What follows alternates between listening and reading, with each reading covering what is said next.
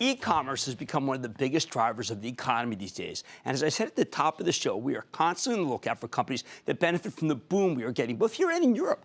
Companies like XPO Logistics, the global provider of transportation logistics services that's been making a killing thanks to the rise of e-commerce. XPO has been a terrific performer over the years. In fact, it's so good, my only real issue with the stock is that it rarely gives you any pullbacks, which is why we gave up on building a position for my charitable trust. It just doesn't come in. The darn thing is up more than 15% for 2018. It's been a great stock. It just reported a fantastic quarter. Don't take it from me. Let's check in with Brad Jacobs. He's the chairman and CEO of XPO Logistics. Find out more about how his company's doing, where it's headed. Mr. Jacobs, welcome back to Mad Money. Good to see you, Brad. Good Have to a see seat.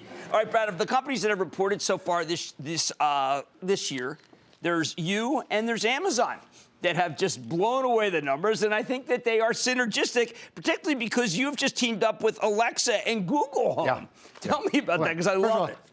Amazon's growing so much faster than we are. So we're proud that we grew 11% organically in the first quarter. So compared to other transportation companies, we're at the top. Amazon grew 45%. That's true. They're twice the size of themselves every 2 years. But you play a big role in trying to get bigger packages to people's everywhere. Absolutely. And we have Amazon as a customer. We have many other e-commerce players as customers. We're facilitating their growth. Now, one of the things that I thought was interesting of the many things that happened this quarter, you have reverse logistics. There's 170 million return packages that you handle. Every year. It's not just packages. It's telephones. It's large pieces of equipment. It's everything across the board.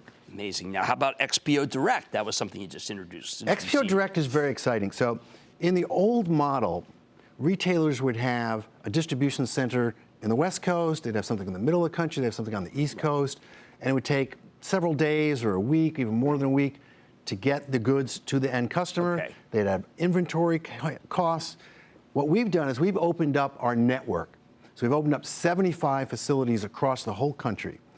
Warehouses, cross-dock facilities, LTL, and last-mile hubs, and we're sort of renting it out for our customers, giving them flexible capacity so that the problem that we're solving for them is they're now closer to the customer.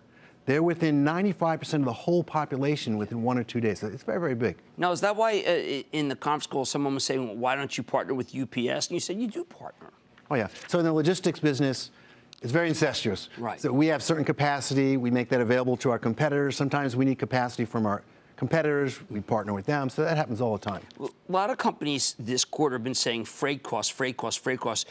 Can't you help those companies with your logistics outfit? Yeah, and we do.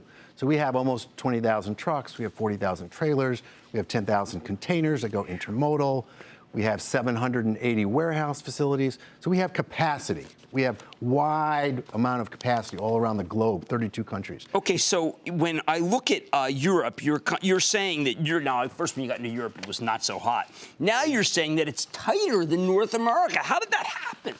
It's the economy over there, just cycles how they go. The U.S. is tight capacity as well. It's just it's not quite as tight capacity as it was like 2 months ago when it was crazy. Oh, what happened in the last couple of months? Just got a little less crazy, Really? A little more capacity. Yeah, But that's a way to keep inflation down. That's what I want to hear. It's balancing. It's balancing. But that's great news. But Europe is even tighter than it was last month, which was tighter than it was 2 months before that. Now, I'm going to circle back to what I said about what I mentioned to Amazon. I know you're not as fast as Amazon, but you are one of the few companies that the street has been willing to let you invest. Your conference call, most of the conference calls when you talk about invest, like today, Disney, we're investing. Oh, nobody wants Walmart investing. No, but people recognize how much business you have, and you are allowed to invest. Oh, absolutely. And we are investing. We're investing in technology. We're investing in sales.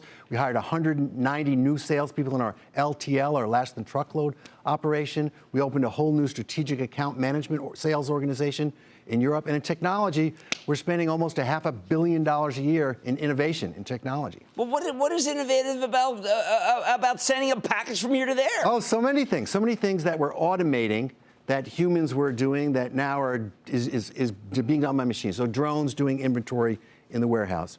Very efficient. You own a fleet of drones? We have drones in our warehouses. They go in at 2 o'clock in the morning and they do the inventory, and the accuracy is almost 100%. Do they use the barcodes like we're using from Zebra? They come down and then they look at each unit and they take a picture of it. It integrates over Wi-Fi right into the software, It's very, very slick. So other things that we're doing on there is we have robots. We have robots, we call them cobots because they go together with our workers and they do the picking and the packing.